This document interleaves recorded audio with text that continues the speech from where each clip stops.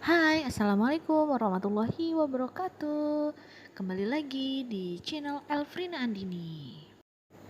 Kali ini video saya akan bercerita tentang perkembangan fisik motorik. Sebelum ke pembahasan, jangan lupa subscribe dan like dulu ya. Video ini berisi tentang perkenalan mahasiswa, yaitu saya sendiri. Kedua tentang materi pokok, yaitu tentang motorik halus. Yang ketiga tentang anak berkebutuhan khusus. Keempat tentang video pendukung. Dan yang kelima tentang narasi penjelasan. Dan penutup. Oke, biar tidak terlalu lama waktunya, langsung aja yuk diperkenalkan data diri saya sendiri. Nama saya adalah Elfrina Andini. Program studi yang saya ambil adalah PG PAUD dengan NIM 18621501137. Perkembangan fisik motorik. Perkembangan gerak motorik anak berkembang bersamaan dengan perkembangan fisik yang dialami oleh anak. Peran dalam perkembangan gerak motorik anak ada dua, yakni secara langsung dan tidak langsung. Perkembangan gerak motorik anak merupakan perkembangan di mana anak sudah mampu untuk memproses pengendalian gerak tubuhnya. Peran perkembangan gerak motorik secara langsung berkaitan dengan perkembangan fisik anak dalam menentukan keterampilan gerak. Sedangkan peran perkembangan gerak motorik anak secara tidak langsung memberi pengaruh terhadap anak dengan adanya perbedaan cara pandang anak dan cara anak dalam mengambil keputusan untuk dirinya sendiri maupun orang lain yang ada di lingkungan tersebut. Menurut Suryadi, Kalista, dan Deska pada tahun 2018. Nah, teman-teman, ini adalah salah satu contoh stimulasi untuk motorik halus ya. Sedangkan para peneliti telah meneliti hubungan antara fungsi motorik.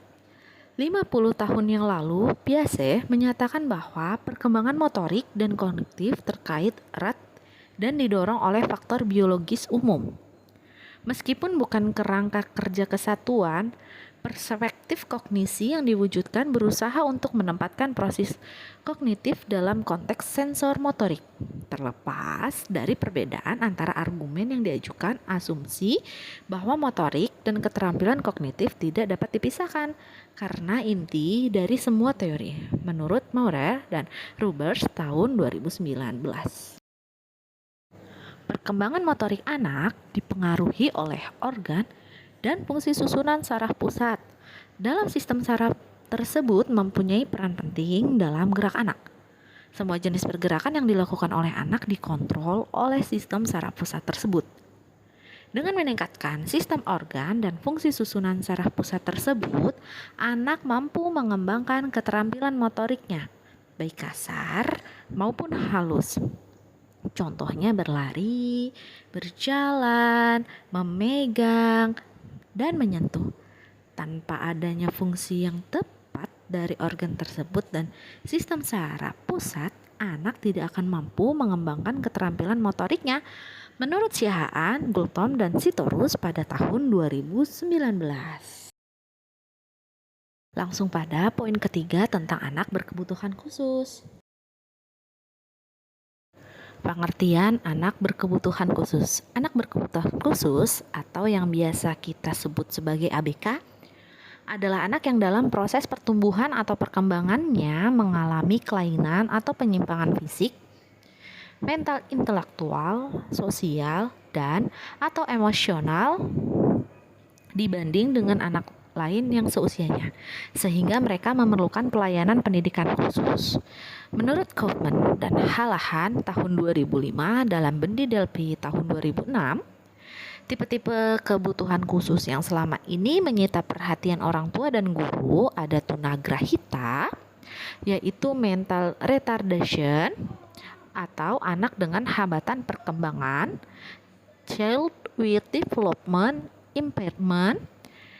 Yang kedua, kesulitan belajar atau learning disabilities atau anak yang berprestasi rendah. Yang ketiga yaitu hyperactive atau attention deficit disorder with hyperactive atau yang biasa kita kenal sebagai ADHD. Keempat adalah tunalaras, emotional and behavioral disorder. Yang kelima, tunarungu wicara, communication disorder and deafness. Yang keenam adalah tunanetra atau anak dengan hambatan penglihatan, partially seeing and legally blind.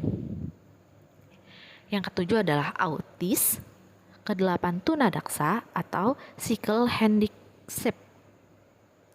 Yang kesembilan adalah anak berbakat. Sebelum masuk ke pembahasan selanjutnya, sebelumnya saya ingin minta maaf jika ada kesalahan dalam pembacaan tulisan teks bahasa Inggris ya. Yuk, untuk mempersingkat waktu, kita lanjut saja ke penjelasan selanjutnya, yaitu identifikasi merupakan kegiatan yang sifatnya masih sederhana dan tujuannya lebih ditekankan pada menemukan secara kasar apakah seorang anak tergolong anak dengan kebutuhan khusus atau bukan. Oleh karena itu, identifikasi dapat dilakukan orang-orang dekat dengan anak, seperti orang tua, pengasuh, guru, dan pihak-pihak yang terkait dengannya. Langkah berikutnya setelah diidentifikasi adalah asesmen. Asesmen bila diperlukan dapat oleh tenaga profesional seperti dokter, psikolog, neurolog, ortopedagog, terapis, dan lain-lain. Saksikan video singkat ini yuk.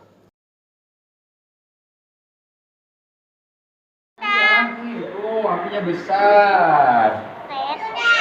Kalau kamu model segede ini, matangnya. Ada jendela. Jendela. Oh, jendela ya? Iya, jendela nih. Jauh tua jendelanya. Terus atau di warnanya pinggir-pinggir aja.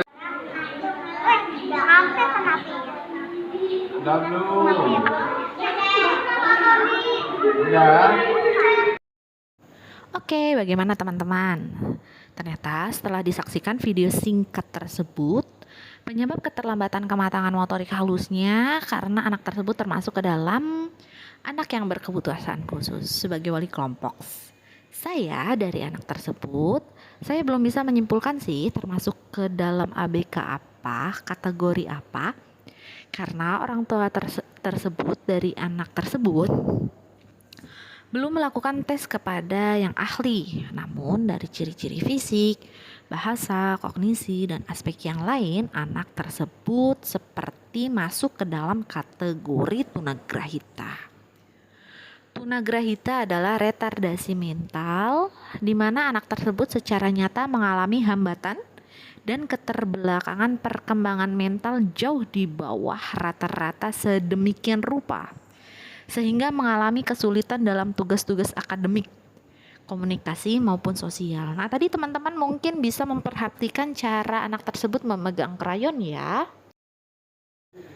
Cara penanganannya, saya untuk menangani anak tersebut sebagai fasilitatornya adalah memperlakukan anak tersebut seperti pada umumnya saat bermain.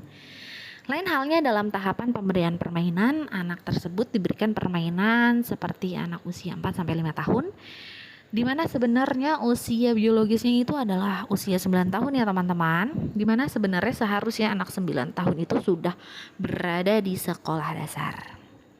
Selanjutnya saya meminta orang tua untuk melatih menggunting, menyobek, memerah spons, memungut nasi yang jatuh saat makan, dan beberapa kegiatan yang melibatkan kedua tangannya di rumah, sehingga penanganannya bisa sama seperti di sekolah.